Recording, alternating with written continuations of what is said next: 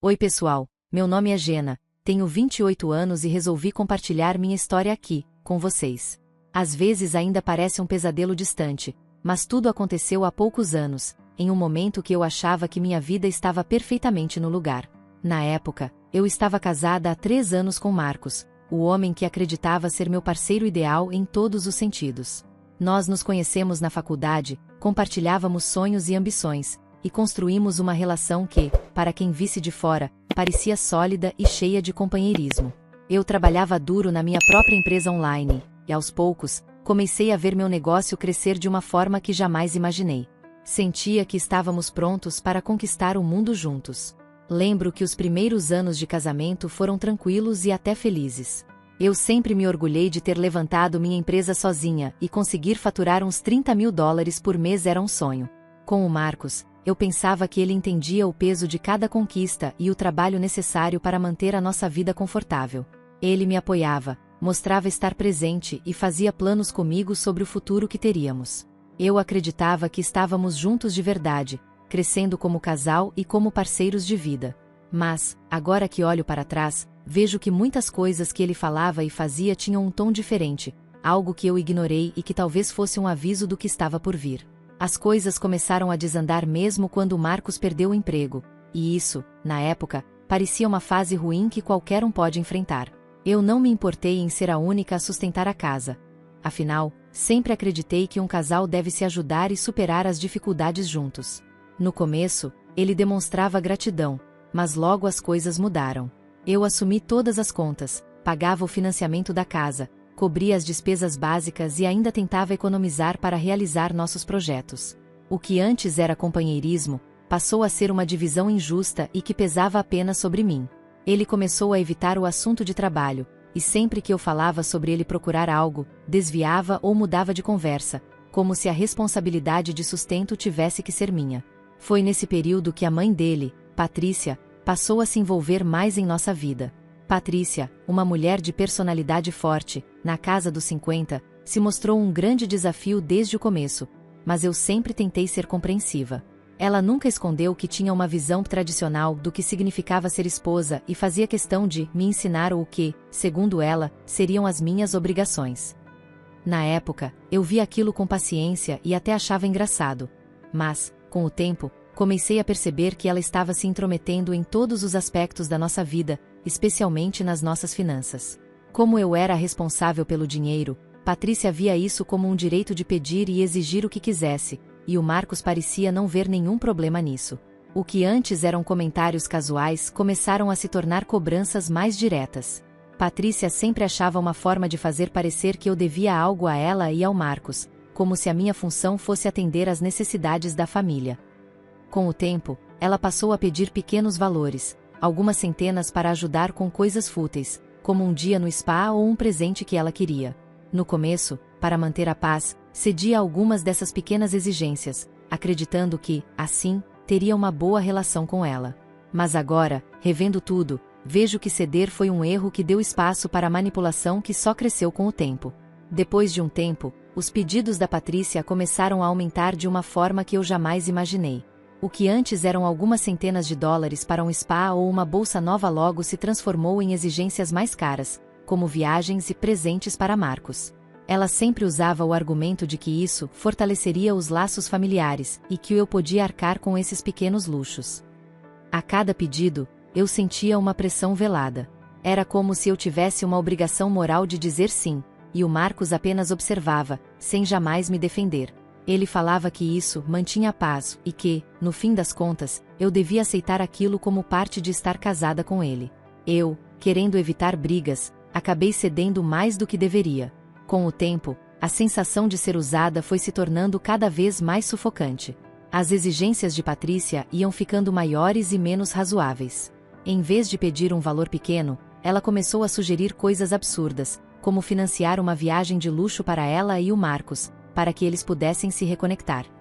Senti que estava sendo vista apenas como um recurso, uma fonte de dinheiro para alimentar os caprichos dela. Quando eu tentava explicar que algumas coisas eram excessivas, ela mudava de tom, deixando claro que, aos olhos dela, eu estava sendo egoísta e não pensava no bem-estar da família. E, mais uma vez, o Marcos assistia a tudo em silêncio, como se não fosse um problema dele. A gota d'água veio numa noite em que ela reuniu o Marcos e eu na sala para uma conversa séria. Estava claro que tinha algo grande para pedir, e o Marcos, que normalmente não demonstrava emoções fortes, parecia nervoso. Patrícia começou dizendo que a casa estava totalmente desatualizada e que precisava urgentemente de uma reforma para se adequar aos padrões de vida dela. Quando ela falou o valor, $70.000, eu quase não acreditei. Tentei explicar que não tinha condições de gastar uma quantia dessas em algo tão supérfluo, especialmente depois de já arcar com todas as despesas da casa. Ela me olhou com um desprezo que nunca vou esquecer e disse que eu estava sendo mesquinha e ingrata por não valorizar o conforto da minha família. A cada negativa que eu dava, Patrícia parecia se irritar ainda mais, como se a ideia de eu recusar fosse absurda. Marcos, que eu esperava que fosse ficar do meu lado, continuava em silêncio, com os olhos baixos, evitando olhar para mim. Era como se eu estivesse completamente sozinha naquele momento, sem apoio algum. Aquilo doeu profundamente, pois o homem que eu havia escolhido para estar ao meu lado preferia ficar neutro a enfrentar a mãe. Para eles, eu era uma fonte de dinheiro, uma maneira de realizar qualquer capricho que surgisse na mente de Patrícia. Esse tipo de manipulação psicológica começou a mexer com a minha autoestima.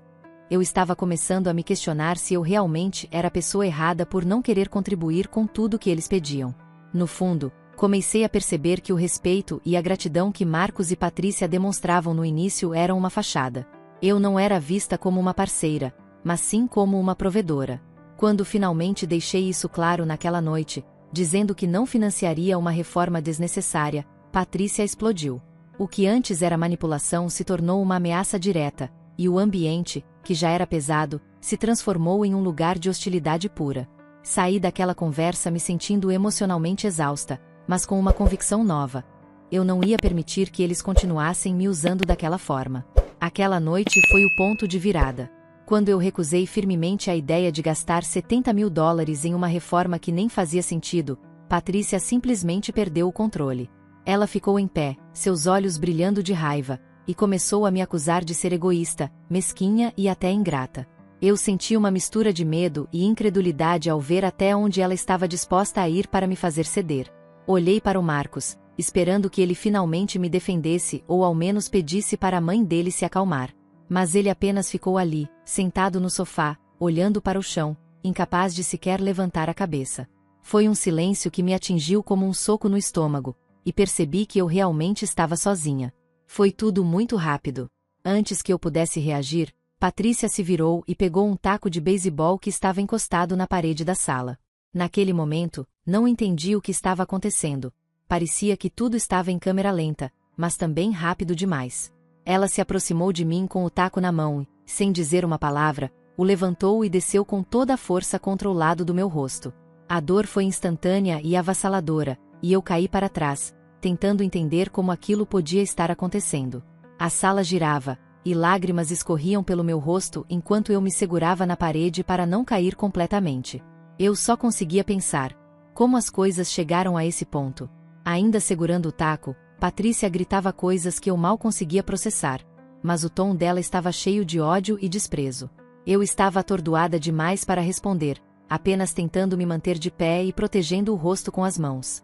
Cada palavra dela era como outra agressão, me destruindo emocionalmente enquanto ela me atacava fisicamente. Olhei para o Marcos mais uma vez, com a esperança desesperada de que ele finalmente fizesse algo, qualquer coisa para parar aquela loucura. Mas ele continuava imóvel, como se estivesse vendo uma cena distante que não tinha nada a ver com ele. Era como se ele estivesse do lado dela, aprovando cada golpe silenciosamente. Quando finalmente consegui me afastar, cambaleei até a porta da sala e saí correndo. Minha mente estava uma bagunça, tentando compreender que tipo de pessoas eles realmente eram. Ao sair pela porta, olhei para o Marcos uma última vez, e ele nem se moveu para me impedir. Eu me sentia traída de uma forma que nunca imaginei ser possível.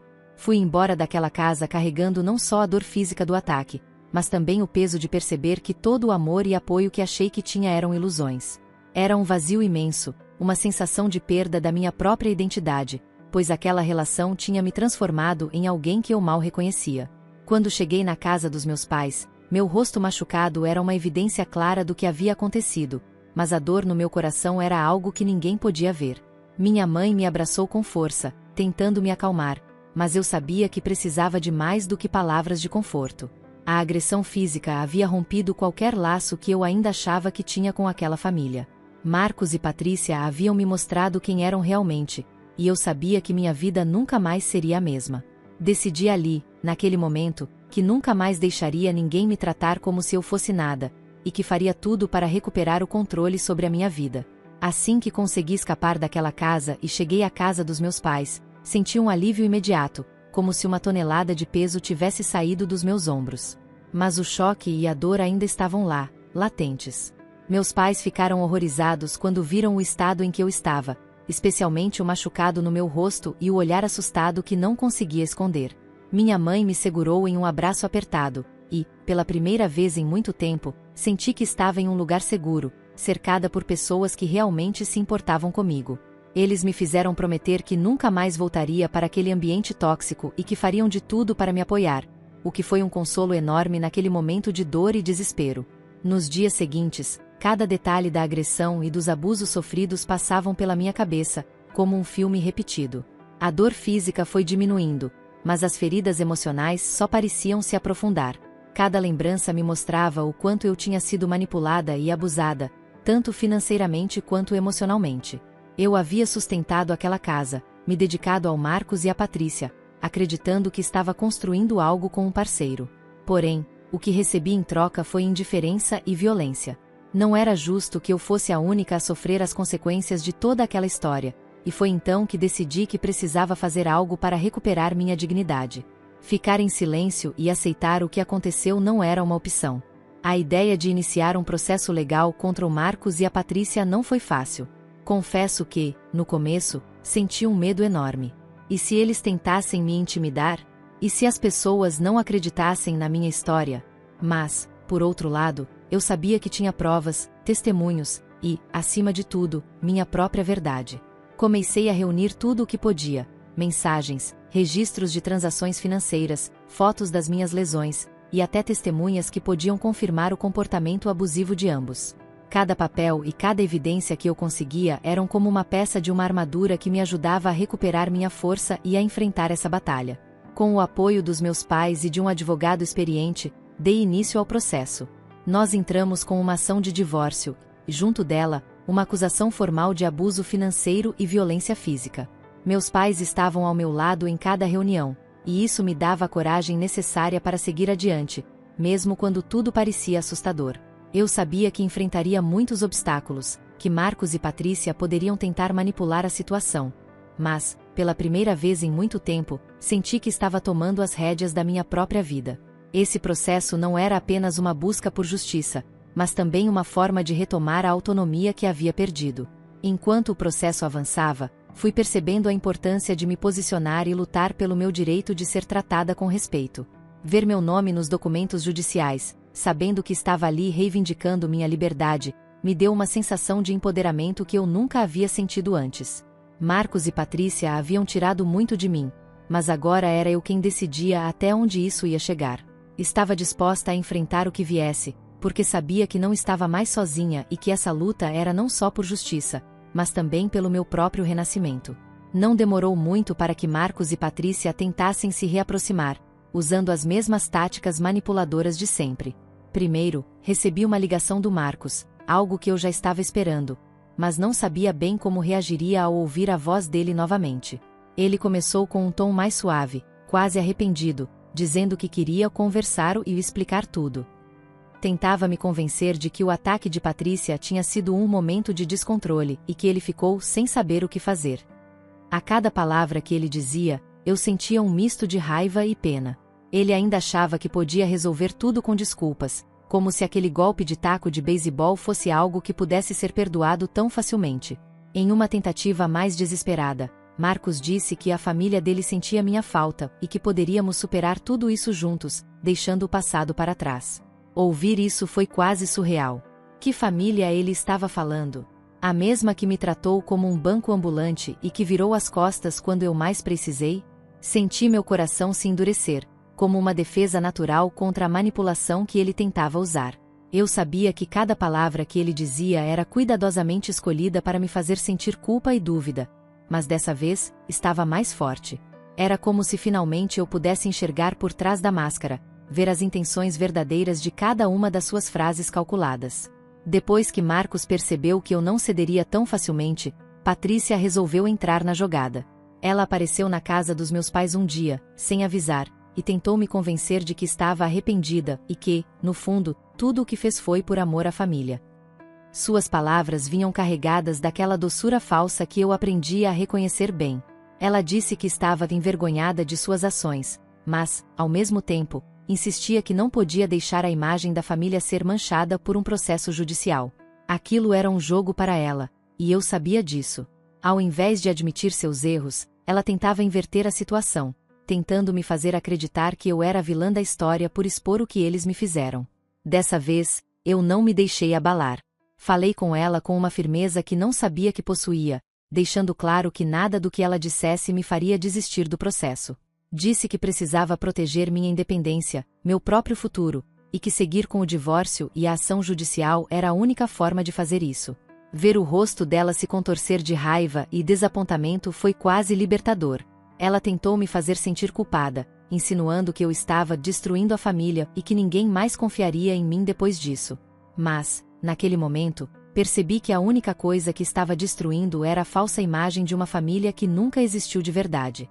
Esse confronto com Marcos e Patrícia me deu ainda mais certeza de que a decisão de seguir com o processo e o divórcio era o caminho certo. Ao invés de sentir culpa, senti uma força que nunca havia experimentado antes. Recusei cada uma das propostas de reconciliação, cada promessa vazia e cada tentativa de manipulação emocional. Pela primeira vez em muito tempo, eu estava colocando a minha vida e o meu bem-estar em primeiro lugar. E, naquele momento, soube que não voltaria atrás. O dia do julgamento chegou, e, embora eu estivesse preparada, senti um frio na barriga enquanto entrava na sala do tribunal. Estava rodeada pelo apoio dos meus pais e do meu advogado, mas era impossível não sentir a tensão no ar. Lá estavam Marcos e Patrícia, ambos com expressões de nervosismo e raiva contida. Ver os dois ali, confrontados pelas evidências de tudo o que haviam me feito passar, trouxe um sentimento de justiça. Meu advogado apresentou cada detalhe, os registros de transferência de dinheiro que comprovavam a exploração financeira, as mensagens ameaçadoras e o relatório policial que documentava a agressão física. Foi como assistir à construção de uma narrativa que não deixava dúvidas sobre o abuso que sofri. Enquanto as provas eram apresentadas, vi o desconforto e a insegurança aumentarem no rosto de Marcos e Patrícia. Em determinado momento, Marcos tentou pintar a situação de outra forma, alegando que eu estava exagerando e que ninguém nunca quis me machucar de verdade. Ele até tentou usar um tom emocionado, quase pedindo desculpas ao juiz, como se aquela fosse uma simples briga familiar. Mas o juiz não parecia convencido. Ele enxergava através daquela encenação barata. As evidências falavam por si mesmas, e meu advogado aproveitou cada oportunidade para reforçar o abuso financeiro e a violência que sofri nas mãos deles. A cada palavra que ele dizia em minha defesa, sentia minha confiança crescer. Quando chegou a minha vez de falar, me levantei, e apesar da voz trêmula no começo, contei ao juiz tudo o que vivi. Contei sobre os anos de manipulação financeira, o descaso de Marcos e a agressão física que quase me destruiu emocionalmente.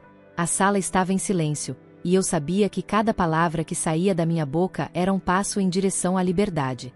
Foi um momento de vulnerabilidade, mas também de força, porque, naquele instante, eu sabia que estava lutando por mim mesma, pela minha dignidade e pelo direito de seguir em frente sem medo. Ao terminar, vi o olhar firme do juiz, e pela primeira vez senti que alguém realmente entendia o horror pelo qual passei. A decisão veio após um breve intervalo, mas para mim pareceu uma eternidade.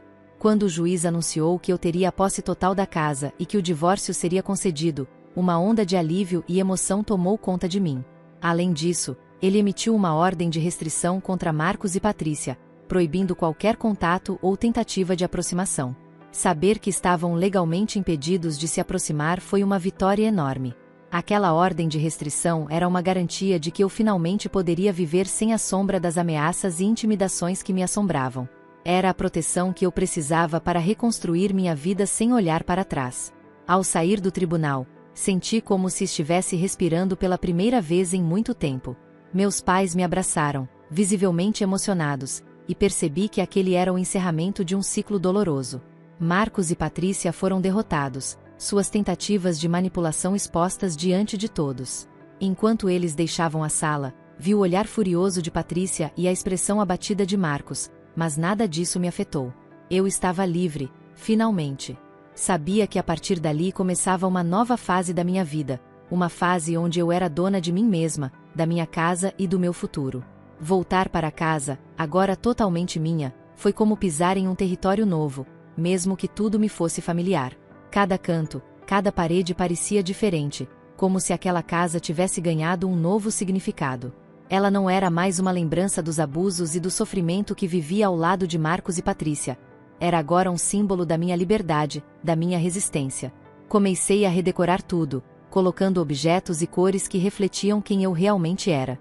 Cada detalhe que mudava, um quadro na parede, um móvel novo, uma cortina mais leve, era uma afirmação de que aquela era minha casa, meu espaço, e ninguém mais tiraria isso de mim. A rotina de transformação da casa também se tornou uma espécie de terapia para mim. Dediquei meu tempo livre a pequenos projetos de renovação, como pintar as paredes e montar móveis sozinha. A cada tarefa concluída, sentia um pouco da minha confiança retornar, como se eu estivesse reconstruindo não só a casa, mas também partes de mim mesma. Lembrava das palavras do juiz e das pessoas que acreditaram em mim durante o processo, e isso me dava forças para continuar. Ainda havia momentos de dúvida e tristeza, claro, mas aqueles pequenos avanços me lembravam que, sim, eu era capaz de transformar minha vida e seguir em frente. No trabalho, encontrei uma maneira de canalizar toda a dor e frustração que ainda residiam em mim. Focar na minha empresa, cuidar dos meus clientes e ver o negócio prosperar me dava uma satisfação enorme. Todo o dinheiro e o esforço que antes iam para sustentar um relacionamento tóxico agora eram investidos em algo que realmente me fazia bem, em algo que era só meu. Meu negócio crescia a cada mês, e eu finalmente sentia que estava no controle da minha própria vida, sem ninguém para me pressionar ou explorar. Cada conquista profissional me dava mais orgulho e me fazia sentir que eu estava, finalmente, construindo o futuro que merecia. Minha relação com meus pais também se fortaleceu muito ao longo desse processo. Eles estiveram ao meu lado em cada etapa, com apoio e amor incondicional, e isso me deu uma segurança que eu tinha esquecido como era. Passei a aproveitar momentos simples com eles, como um jantar tranquilo ou uma tarde de risadas no sofá, e percebi que era nesses pequenos gestos que estava encontrando conforto e cura. Saber que eles estavam ali, felizes por me ver retomar minha vida, me dava a certeza de que eu tinha uma base sólida, um lugar onde eu sempre seria bem-vinda e respeitada. As cicatrizes emocionais, claro, ainda existem, mas agora elas não me paralisam mais. De vez em quando, tenho pesadelos ou momentos de insegurança, mas aprendi a lidar com esses sentimentos, sem deixar que eles dominem meu presente. Cada canto dessa casa me lembra da luta que enfrentei e das vitórias que conquistei. Aos poucos, encontrei em mim mesma uma força que jamais imaginei ter. Agora, quando olho para o futuro, vejo possibilidades. Sinto que sou capaz de enfrentar qualquer coisa, pois conquistei não só minha liberdade, mas também a capacidade de ser fiel a quem realmente sou. E isso, para mim, é a vitória mais preciosa. Eu achava que, após a decisão do tribunal, finalmente teria paz e poderia seguir em frente sem mais interferências de Marcos e Patrícia. Mas algumas semanas depois, recebi uma mensagem ameaçadora de um número desconhecido. Quando li, senti um arrepio na espinha. A mensagem dizia algo como: "Você não vai escapar disso tão facilmente." Era clara a intenção de intimidar, e eu sabia que Patrícia estava por trás disso. Apesar do medo que ainda surgia em momentos como esse, respirei fundo e, com calma, encaminhei a mensagem para o meu advogado. Ele garantiu que a violação da ordem de restrição só fortaleceria o meu caso e que Patrícia finalmente enfrentaria as consequências de suas atitudes. Alguns dias depois, a polícia bateu à minha porta para me informar que Patrícia havia sido presa por violar a ordem de restrição e tentar me intimidar. A notícia trouxe um alívio tão grande que eu mal conseguia expressar em palavras. Eu não estava feliz pela prisão dela, mas sim pelo fim do ciclo de perseguição e abuso que ela impôs à minha vida. Saber que Patrícia finalmente estava pagando pelo que fez, sem qualquer possibilidade de manipulação, foi uma libertação completa. Era como se uma sombra pesada finalmente tivesse sido retirada, permitindo que eu respirasse sem medo e que, pela primeira vez, sentisse minha segurança completamente restaurada. Com Patrícia fora de cena, Marcos desapareceu da minha vida também. Ele sabia que qualquer aproximação ou tentativa de contato poderia trazer consequências legais, e eu suspeitava que o medo de acabar como a mãe dele o mantinha afastado. A casa, agora só minha e livre da presença opressiva deles, se tornou um verdadeiro refúgio. Os dias eram mais tranquilos, e as noites deixaram de ser assombradas por receios e memórias ruins. Aos poucos, fui me acostumando a viver sem o peso constante da ansiedade. Era uma sensação nova, de liberdade total, que me permitia focar plenamente na minha vida, nos meus projetos e na minha felicidade. Os pesadelos, que antes eram frequentes, começaram a diminuir. Agora, eu podia caminhar pela casa sem lembrar dos momentos de abuso e manipulação, sem me sentir vigiada ou ameaçada. Minha rotina finalmente era minha, e isso me trouxe uma paz profunda. Eu podia me concentrar em fazer planos para o futuro, retomar hobbies que havia abandonado, e, acima de tudo, cuidar de mim mesma. Voltei a sentir alegria nas pequenas coisas, um café quente pela manhã, um pôr do sol tranquilo no quintal, um livro esquecido na estante. Eram momentos que me reconectavam com quem eu era antes de todo o tumulto, mas agora com uma nova perspectiva, mais forte e determinada. A prisão de Patrícia marcou o encerramento de um ciclo sombrio e doloroso, mas também abriu as portas para um novo começo. Ela e Marcos já não tinham mais qualquer influência sobre mim, e a segurança que agora sentia me permitia reconstruir minha vida sem as marcas do passado. Fui me libertando das cicatrizes emocionais, e em cada passo, encontrei uma nova força. A paz que tanto busquei finalmente fazia parte do meu dia a dia. Agora, eu podia seguir em frente com a certeza de que estava realmente livre, pronta para construir uma vida baseada na minha própria autonomia e felicidade.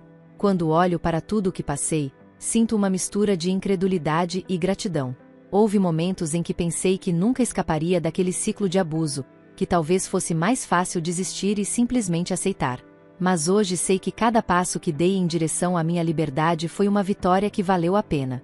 Se há algo que aprendi e que gostaria de compartilhar com qualquer pessoa passando por uma situação parecida, é que você sempre tem o poder de retomar o controle da sua vida.